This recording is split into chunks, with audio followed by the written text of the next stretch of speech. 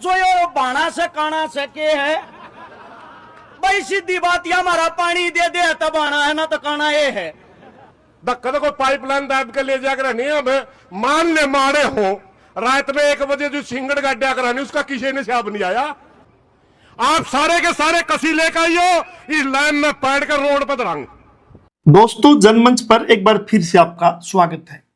आसी के पास चैनत गांव में पानी के लिए आंदोलन चल रहा है।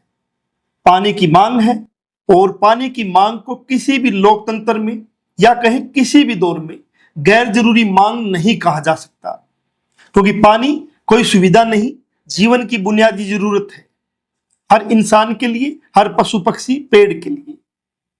चैनत गांव के लोग उस पाइपलाइन से पानी मांग रहे हैं जो उनके खेतों और जमीन से होकर आसी शहर तक जा रही है। उनका सवाल सीधा है, अगर गांव की जमीन से पाइपलाइन गुजर सकती है तो उस पाइपलाइन से गांव को पानी क्यों नहीं मिल सकता? मांग ये नहीं है कि आसी का पानी रोक दिया जाए, मांग ये है कि गांव को भी पानी मिल जाए, उसी पाइपलाइन से कनेक्शन दे दिया जाए। पानी हर इंसान का अधिकार है, किसी शहर या सरकार का विशेषाधिकार नहीं। प्रशासन और सरकार कह रही है कि गांव को नहर से अलग पाइपलाइन से पानी दे दिया जाएगा, मगर मालूम नहीं क्यों आंदोलनकारियों को सरकार के इस फैसले पर विश्वास नहीं, या आंदोलन का नेतृत्व करने वाले कोई और राजनीति कर रहे हैं। ये भविष्य की बातें हैं, मगर चैनत के लोगों की पानी की ये मांग जायज भी है और जरूरी भी है। इसे गलत ठहराना किसी भी सरकार के लिए आसान नहीं होगा। गांव वाले कई दिनों से आंदोलन पर बैठे हैं। उनका कहना है कि वर्षों से पानी की समस्या बनी हुई है और अब धैर्य जवाब दे रहा है। हालात ऐसे हो गए हैं कि करोड़ों रुपए की पाइपलाइन परियोजना का काम भी रुक गया है। यानी सवाल सिर्फ पानी का नहीं है, सवाल उस व्यवस्था का भी है जो पाइपलाइन तो बिछा देती है मगर रास्ते में खड़े लोगों की प्यास को नहीं देखती। मगर अब सवाल पानी से आगे निकल गया है। पानी के लिए शुरू हुआ आंदोलन एक जाति के शक्ति प्रदर्शन का रूप लेता जा रहा है। धरने पर हरियाणा के अलग अलग हिस्सों से खाप नेता, खाप समर्थक, किसान नेता और राजनीतिक चेहरे पहुंच रहे हैं। मंच से ऐसे भाषण दिए जा रहे हैं जिनमें समाधान कम और जातीय टकराव ज्यादा दिखाई दे रहा है। सोशल मीडिया पर वायरल भाषणों में आसी शहर को पानी के लिए तरसाने, लोगों को चेतावनी देने और संघर्ष को जातीय रंग देने जैसी बातें सामने दिख रही है।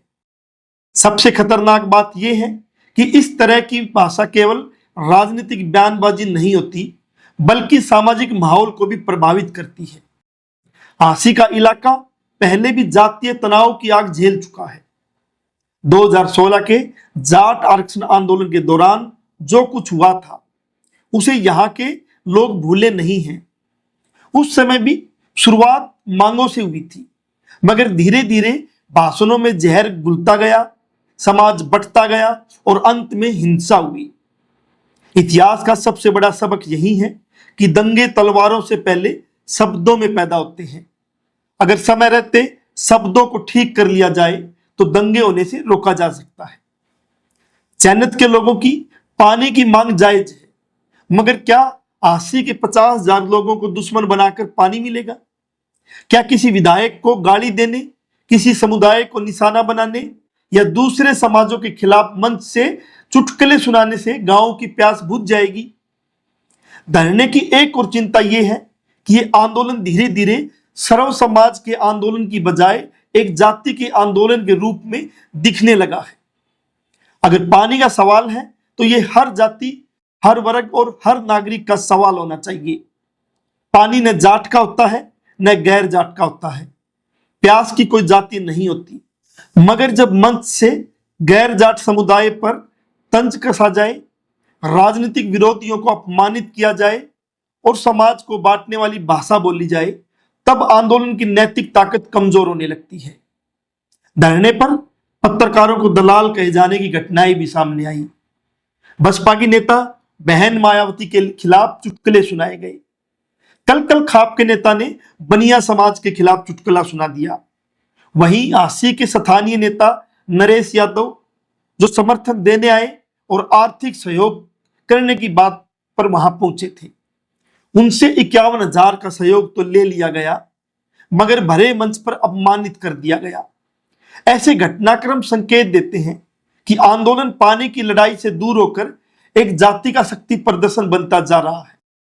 ये शक्ति प्रदर्शन अगर सरकार के खिलाफ एकजुट हो तो भी जायज माना जा सकता है, मगर इसमें दूसरी जातियों को टारगेट किया जाना इस इलाके में सामाजिक टकराव के हालात बना रहा है। धरने पर जो लोग पहुंच रहे हैं और जिस तरह की भाषा का इस्तेमाल कर रहे हैं, वह किसी लोकतांत्रिक आंदोलन की नहीं बल्कि सामाजिक टकराव पैदा करने वाली राजनीति की भाषा है।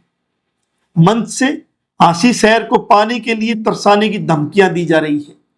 कहा जा रहा है कि लोगों को टॉयलेट में एक जग पानी के लिए भी तरसा देंगे। कहीं जेड़ी गंडासी की बातें हो रही है। ऐसी भाषा सुनकर सवाल उठता है कि यह पानी का आंदोलन है या किसी जातीय वर्चस्व का प्रदर्शन है। पानी के लिए लड़ाई लड़ना लोकतांत्रिक अधिकार है। सरकार को भी चैनत गांव की मांग को गंभीरता से सुनना चाहिए और ऐसा समाधान निकालना चाहिए जिससे गांव को स्थायी पेयजल व्यवस्था मिल सके। मगर साथ ही धरने के आयोजकों को, खाप नेताओं और मंच पर बोलने वालों की भी जिम्मेदारी है कि वे आंदोलन को नफरत और जातीय उन्माद की दिशा में न जाने दें, क्योंकि अगर पानी की लड़ाई नफरत की लड़ाई बन गई तो सबसे बड़ा नुकसान चैनत गांव के साथ साथ इस इलाके का होगा। पानी का सवाल तो हल हो जाएगा, मगर एक बार समाज में अविश्वास और नफरत फैल गई तो उसके घाव भरने में वर्षों लग जाते हैं, क्योंकि जाट आरक्षण आंदोलन के दौरान हुई जातीय हिंसा के घाव दोनों तरफ अभी तक पूरी तरह नहीं भर सके। आज चैनत के धरने के सामने सबसे बड़ा खतरा सरकार तो है ही, उससे बड़ा खतरा वे लोग हैं जो पानी की मांग के नाम पर समाज में नफरत बो रही हैं।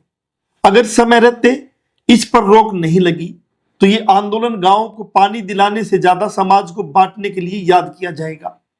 और एक सवाल यहां पूछना भी जरूरी है, अगर ये लड़ाई सिर्फ पानी की है तो फिर गांव की सभी जातियां और सभी समुदाय इस आंदोलन में बराबरी में दिखाई क्यों नहीं दे रहे हैं?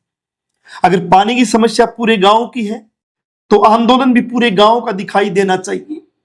पूरे हरियाणा से खाप नेता, किसान नेता और समर्थक धरने पर पहुंच रहे हैं, मगर इसके बावजूद संख्या 1000 तक नहीं पहुंच पा रही है, जबकि अकेले चैनत गांव की आबादी 7 से 8 हजार के आसपास बताई जाती है। ये सवाल इसलिए महत्वपूर्ण है क्योंकि किसी भी जन आंदोलन की सबसे बड़ी ताकत उसकी व्यापक सामाजिक भागीदारी होती है, न कि किसी एक समूह की मौजूदगी। अगर इस आंदोलन को ईमानदारी से पानी के संघर्ष के रूप में चलाना है और जीतना है तो सबसे पहले गांव के सभी समुदायों, सभी जातियों और सभी मोहल्लों को इसमें शामिल करना होगा। इसके बाद आसपास के गांव और आसी शहर के उन सामाजिक कार्यकर्ताओं, बुद्धिजीवियों और नागरिकों के लिए भी जगह बनानी होगी जो पानी के अधिकार की लड़ाई में साथ खड़े होना चाहते हैं। सबसे जरूरी बात यह है कि इस आंदोलन को एक जाति की शक्ति प्रदर्शन से बचाना होगा, क्योंकि पानी का सवाल किसी एक जाति का नहीं है। प्यास की कोई जाति नहीं होती, पानी की कोई बिरादरी नहीं होती। जिस दिन ये आंदोलन इस सच को स्वीकार कर लेगा उसी दिन इसकी नैतिक ताकत कई गुना बढ़ जाएगी। लेकिन अगर मंच पर नफरत, ताने, जातीय श्रेष्ठता और दूसरे समुदाय का उपहास ही चलता रहा तो नुकसान सिर्फ आंदोलन का नहीं होगा, पूरे समाज का होगा।